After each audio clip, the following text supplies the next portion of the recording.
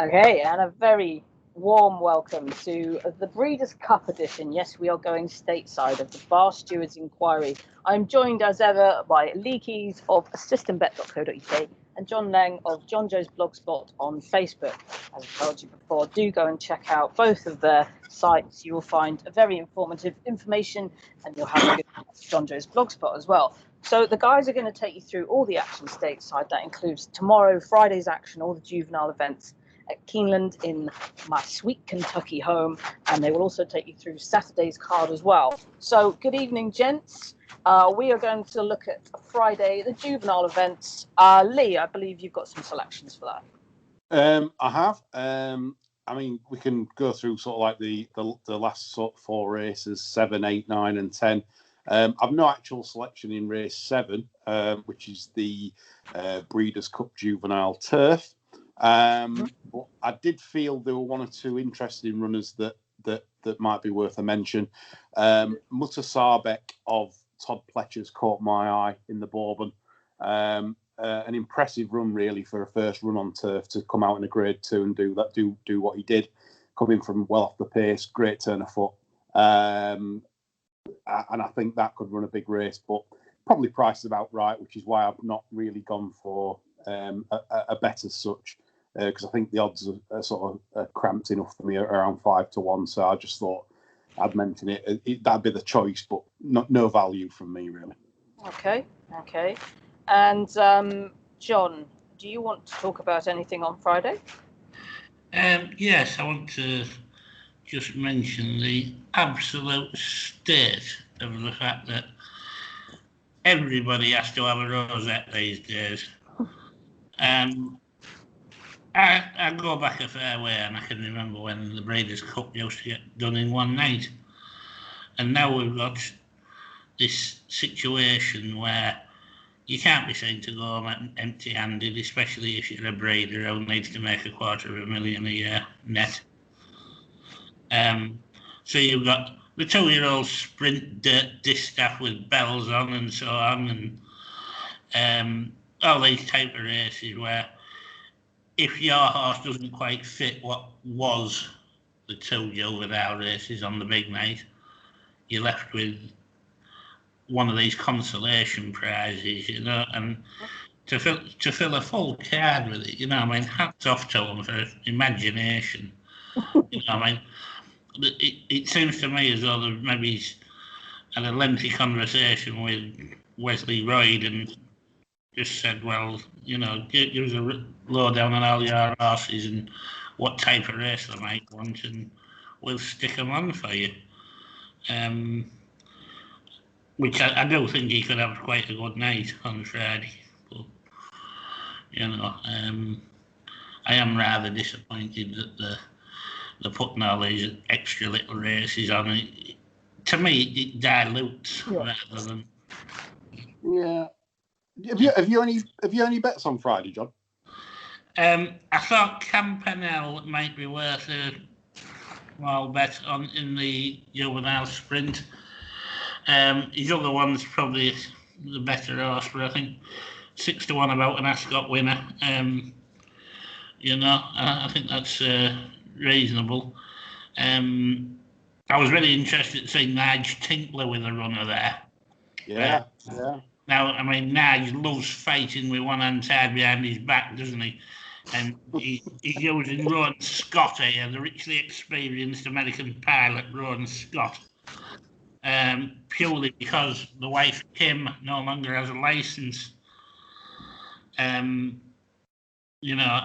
he really does like to set his horses a conundrum, doesn't he? Yeah. It'll run well for Moulton.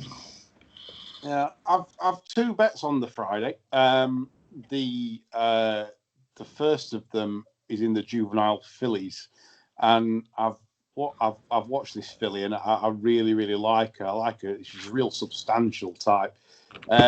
She runs in the juvenile fillies race. That's the 8th race on the card. She basically ran into Day Out of the Office, which is the market leader. And I don't think she got the run of the race at all. She was sort of trapped on the inside.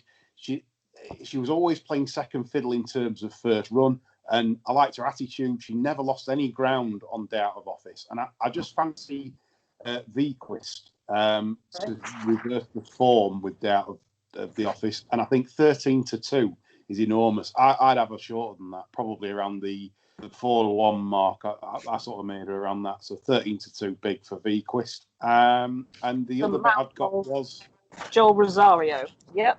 Yeah, Joel Rosario in the saddle. And so, I did feel V-Quist was a real good bet. And in the juvenile fillies turf, I like the Graham Motion trained Alda. She's basically been trained really well for this race. I do like the fact she's been given a rest into this, and Graham Motion is a master at preparing races for Breeders' Cup off absences. He won this race last year at Santa Anita with Sharing, and I think this filly ran really well in the Natalma at Woodbine. Is this worth of a filly? Sorry? Is worth of a family on this? I'm not sure actually, John. But she basically made up a lot of ground at Woodbine. Gave first run again, and I really thought 16-1 this filly, which is just miles too big. I had a note on this, I'm sure. Yeah, I would make her half those odds.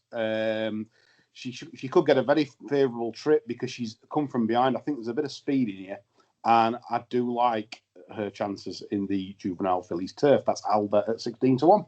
Okay, brilliant stuff, Lee. Okay, we'll take a look at Saturday's cards, and then we'll take a little break for listeners' questions, and then we'll just have a little look at the weekend. Some great jumps cards at the weekend. And of course, up at Doncaster, the Novum Handicap. So let's go through Keeneland, the main event. Which one of you guys have you got something in straight away in the Breeders' Cup filly and mare sprint? Lee? It's probably the biggest price of my selections of the 2 days. Really like a price here, and I think you should consider using Sally's Curling in exotics, place only markets, whatever you can do really. She's priced at 33s with the books. You'll probably get bigger than that on the machine on the night. She basically she was a decent 3-year-old. And basically, Dale Romans is bringing this one along the same way as he does with his 2-year-olds, which is basically off an absence. And he's a master at, again, preparing his horses to run well in these big races.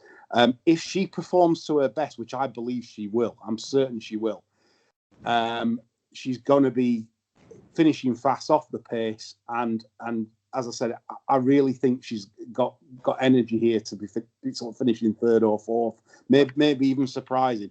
As I said, you're probably going to be getting 60-1 on the machine, I would imagine, and plus with it being 33s with a book. So she's the one that I'd use in exotics and places and things like that. Run well at a big price. Okay. Anything for you in this one, John? I'm just trying to find Ray's tip and yeah, it's at the bottom, John. It's at the bottom. No Sally's Curling. I'm just about to tear up my own workings out and things. It just sounds too good for words, this, you know.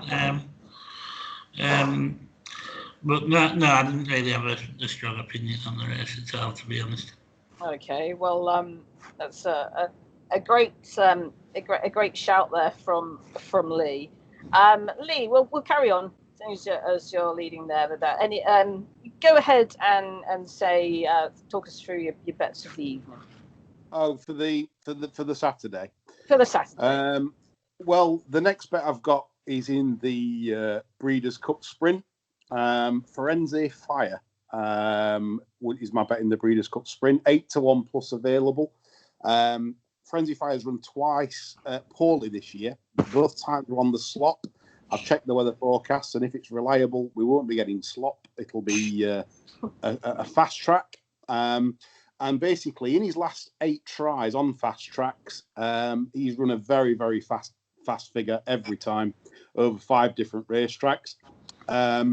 And I think he's also improved for this trainer, Kelly Breen. And Kelly Breen has been going extremely well recently. Horses are producing big numbers, so he's obviously got the right medications.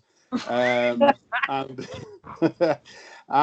basically, this horse has had some wide trips as well. And I do feel if he can avoid a wide trip here, he's drawn in post position 8, which is not ideal. But had he been drawn inside, I think this horse would have been about 7-2. Now, if he can overcome that draw, he's got a big chance. So that's Frenzy Fire in the sprint. Have you anything in the Breeders' Cup sprint, John? No, nothing in that one. Right. Would you like me to continue and go through carry on, mate. what I've got? Yeah, carry on, and then we'll throw to John and see what secrets he has up his sleeve. Yeah. My bet of the meeting here in the distaff, the mare's race on dirt, is Horologist. She was beaten by the favourite in this, Monomoy Girl, at Churchill Downs in the La Troyenne Stakes, the Grade 1 there. And I feel she bounced on that run because she basically recorded a good figure last time out. And I believe she bounced because she only had 3 starts for Bilmont. And if she runs to the level she did last time, I honestly believe she's got a massive, massive chance. Maybe not reversing the form with Monomoy Girl. Monomoy Girl's an absolute beast, but she's 6-4. She really is a very classy filly. And I couldn't put anyone off at 6-4. But how on earth is Horologist 14-1 here? Absolutely enormous. I'll put it this way: I can see her running Monomoy Girl fairly close here. Okay. So the fact we're getting 14-1's huge. Yeah. Next one would be in the turf race. I felt Arklow had a wide trip in this race last year. And basically he ran much better than it looked in this race last year. On figures, with a lot of doubtful stayers in this, you've got Magical, you've got Lord North, will they get the 1.5 miles, etc.? Not sure. Arklow, I felt, would be a very good bet at around 16-1 with the inside draw, which will work well here. The only problem is here could be a lack of pace, because you can imagine a lot of horses that doubtful stayers taking a pull, not going forwards. So you might, and Arklow's a deep closer. So basically, that's the problem there. But again, at 16-1, Arklow is massive in the turf. And in the classic, I like Tom's Detat.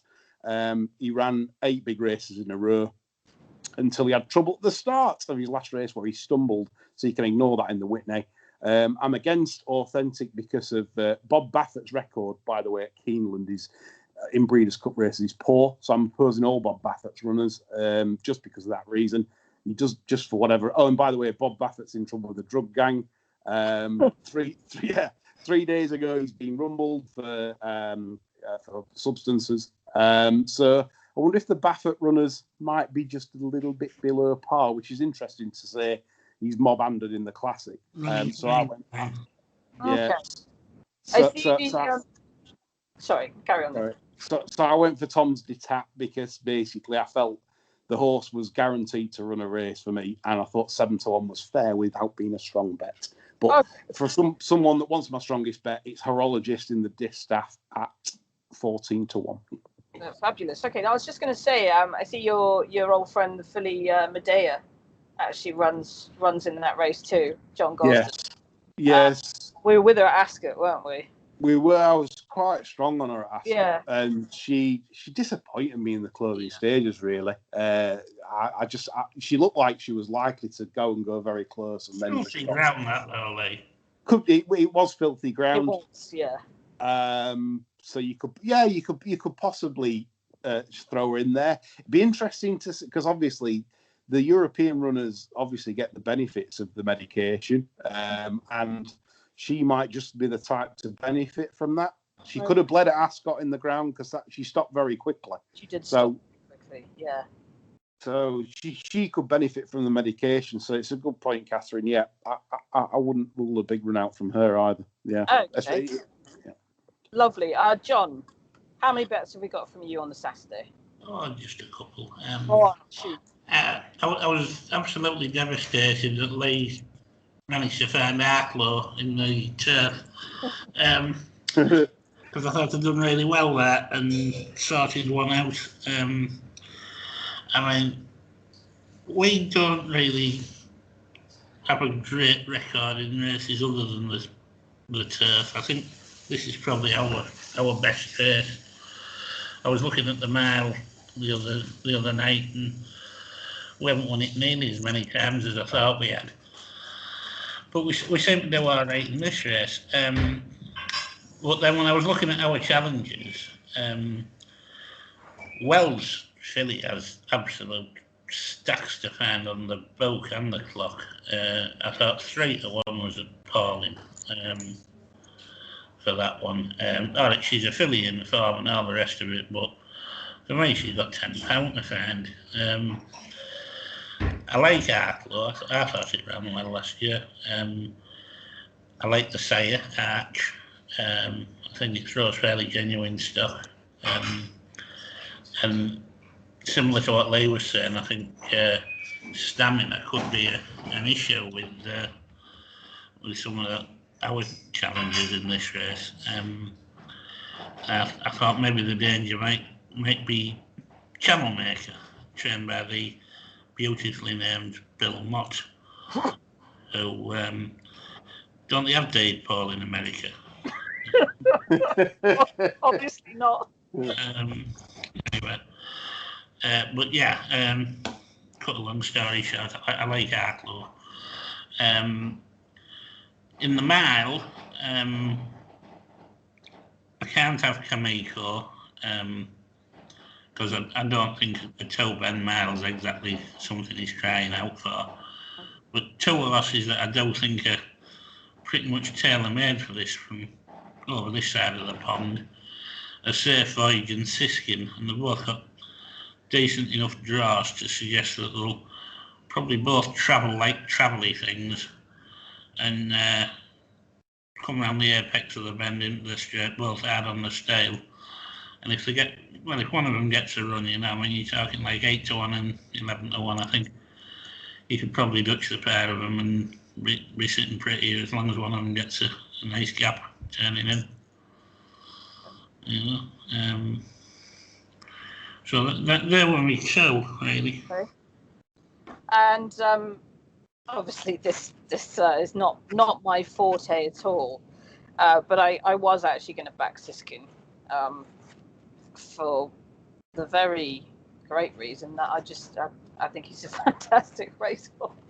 And where are you going to get that price on him anywhere else? Essentially, that's why I'm backing Siskin. I know nothing about. I saw a film of this horse working out on the track earlier this week, Cathryn. Okay.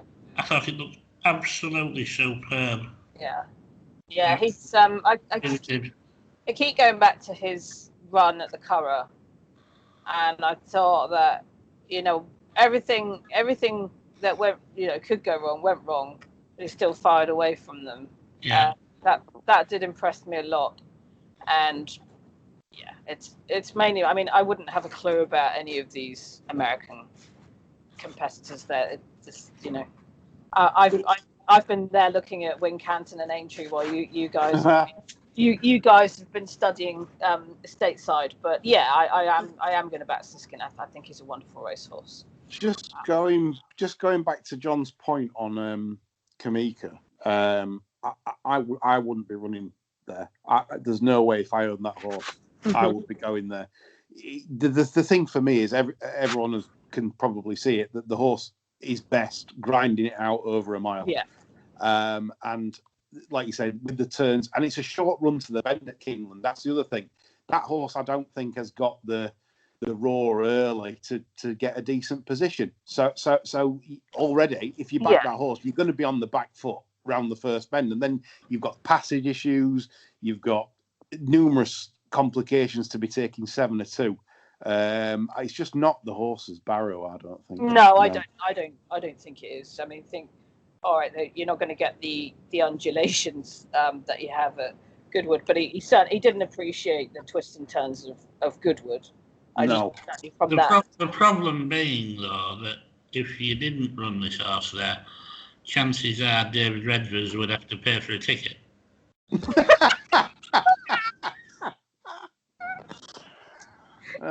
And buy his own lunch. True. I mean, John, would you be suggesting that he's possibly riding the gravy train? Well, I think that there might be the whiff of Bisto in the air. Yes. Fabulous. Okay. Yeah, I think, like we've seen him, he loves Newmarket, doesn't he? And he likes that long, straight, fast run with an uphill climb where he can sort of grind it out against the rest of them. Yeah.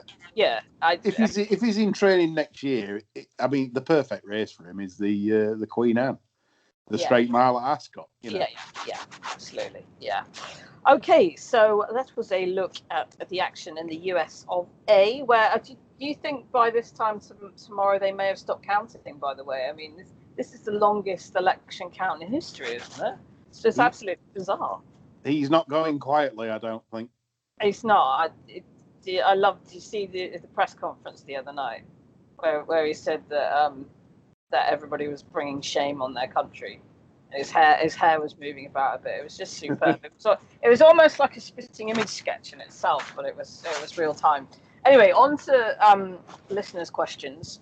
Great question here from Invicta Capital on Twitter. So thank you for this. Without naming them, and in brackets, obviously, do you think that there are any yards in England who can attribute their success to the misuse of performance-enhancing drugs? This, of course, I would imagine coming off the back of Jim Bolger's conversation with the Irish Field, where he seemed to suggest that there were certain yards in Ireland using things that they shouldn't. I think Mr. Bolger may have a point. Our old friend Jim. I don't know, John's very fond of him. Certain lads in Ireland still smoking as well, which... Yeah, and I hear they didn't go to mass either, which is like a double penalty. But John, I feel that this is a question right up your street, so I'll start with you.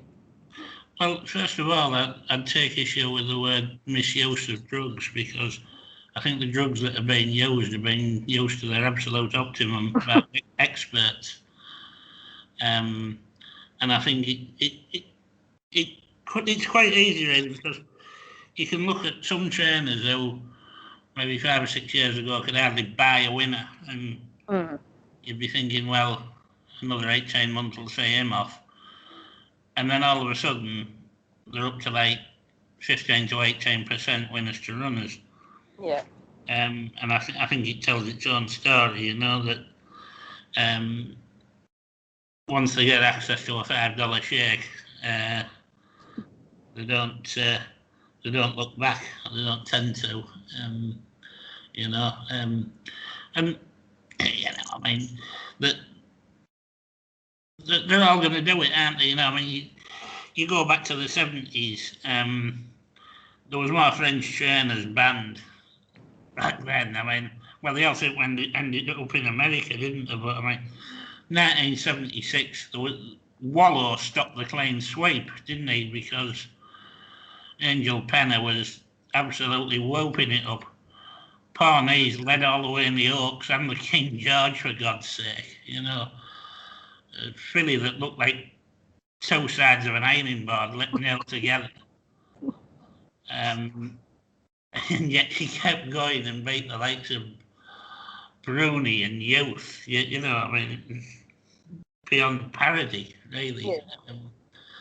And it's always gone on, and they're always going to do it. If they find a way, we'd all do it, wouldn't we? Well, there's a will, there's a way. Yeah. Lee, your thoughts on this question? Yeah. I mean, there's a reason why the top trainers are the top trainers. It's there to see. I mean, some have.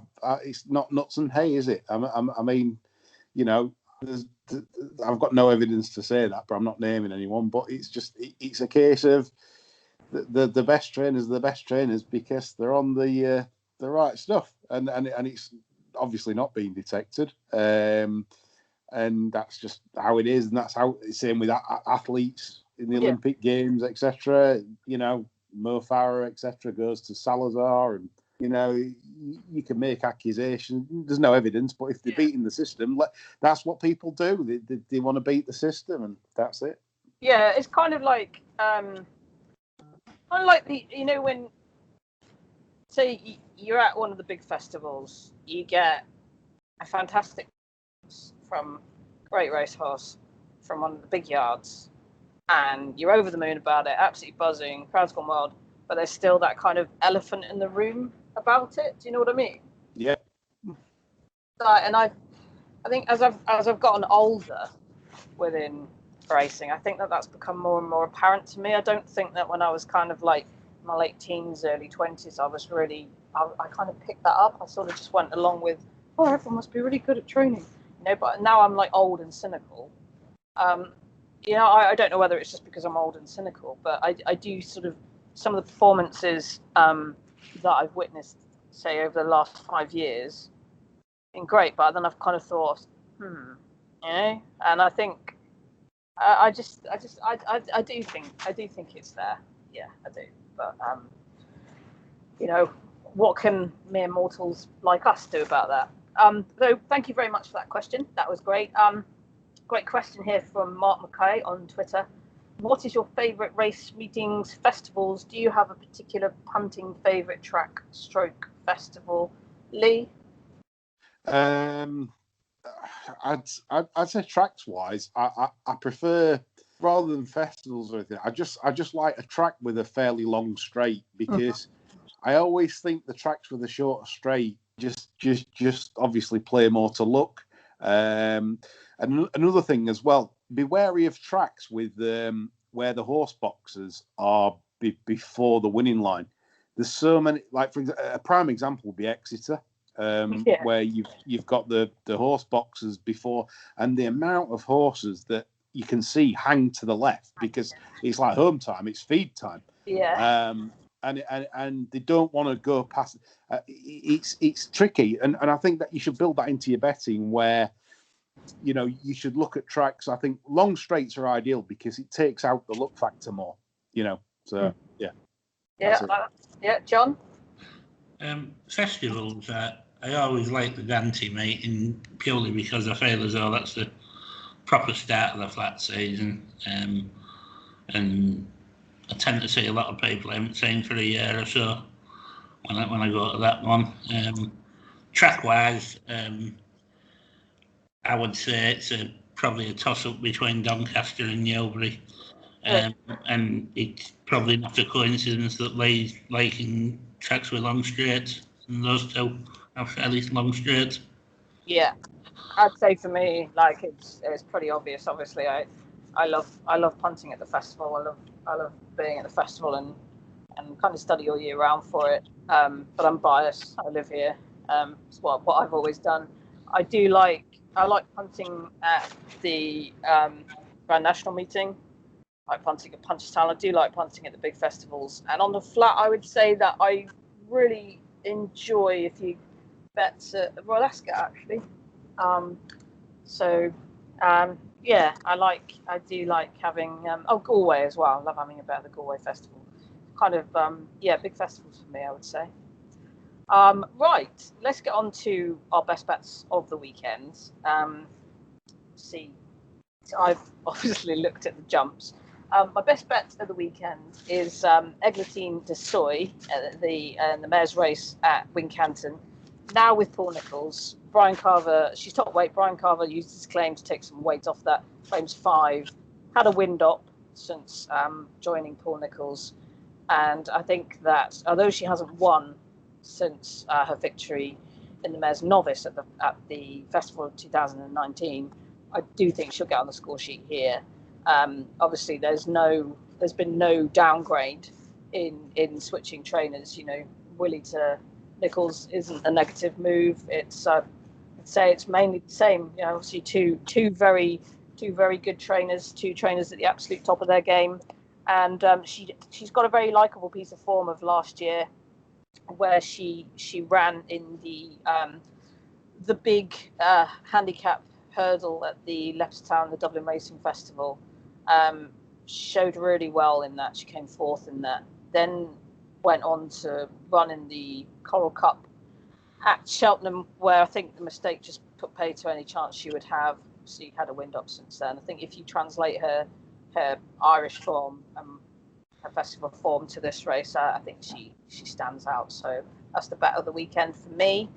Lee, I believe you have one at Doncaster for us.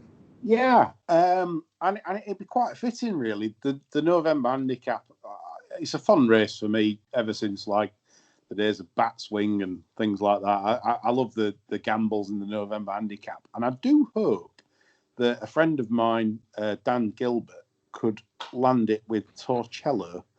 Ran a great race on reappearance. It will have needed the run as well, because the thing is with Dan's a professional punter, and obviously the horse went off at a very big price. Now I haven't spoke to Dan about it, but I can tell you now, if his are going off at 33 to 1 or 25 to 1, they need the run. So basically that horse has ran a blinder. It loves the soup, it loves the flop, which you're going to get really sticky, horrid ground. It'll sluice through the ground.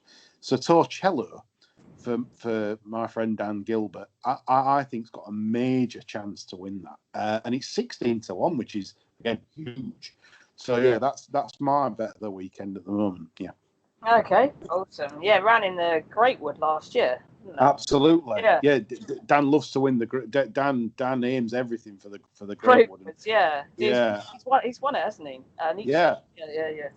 And I think Torcello will be probably aimed at the Greatwood. But again, it would have needed the run at Newbury. So the fact it pulled like a long way clear of Arshek, which should have won at Redcar earlier on this week. I think and Luna Jet, the horse that was in the photo finish with, that won the race at Redcar. I do think Torcello 16 to 1. I think Dan might be eyeing a few shekels on this, to be honest. But okay. Brilliant stuff. And John, anything for the weekend? You've been looking at those national hunt cards again, haven't you?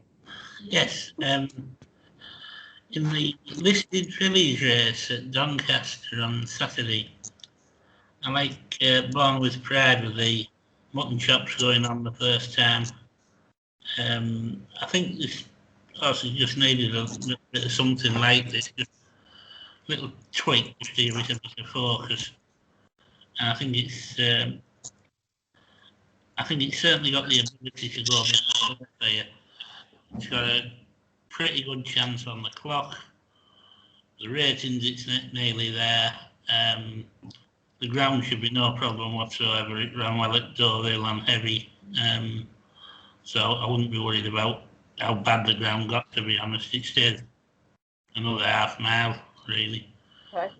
And so, yeah, I like Bob Pride very much in that race at 10 to 1. Okay, brilliant. Thanks for that. Any other business? Anybody wants to throw in for the weekend before we depart? Potentially anyone that's playing in the Breeders' Cup. I did some stats work on Keeneland. They've had 4 Breeders' Cups, and 46% I worked out had basically come off poor efforts last time out. So basically, for some reason, the horses that have done well last time out do less well compared to horses that maybe have for some reason not performed on the last race. So I think you should always, this weekend at the Breeders' Cup, look for value and don't be put off a bad run from a horse last time out. Maybe look further back, get some value, bigger price runners. I think that's the way to go this weekend at Keeneland. Okay, brilliant. John, do you concur with that? Anything you want to add? Yeah, I mean, just that I think Breeders' Cups are becoming a little bit less memorable somehow, I mean, I was talking to Lee before we came on air, and he was saying like his favourite Breeders' Cup memory, was Leicester and Royal Academy, And I mean, there was like 3 major stories that night, wasn't there? There was Danger jumping the shadow, Yep. which apart from the Carson fans, nobody was really bothered about. And then there was Go for One tragically breaking down in front of the stands. And then Piggott and O'Brien, just ridiculously amazing story. You know, and it just seems a while since we had a night like where it was an epic night, you know. 2 masters of their craft. I mean, you know, Vincent O'Brien, Lester Piggott, Lester obviously with his troubles with being in jail, etc., and then comes back and basically just does that. So yeah, I mean, everything about that was amazing, wasn't it? You know, I mean, yeah. The price on the machine, because even though like Vincent was in the absolute twilight of his career, Lester was 10 years past his best, and the Septics still made him 9-4 favourite because they knew who the class act was in the race.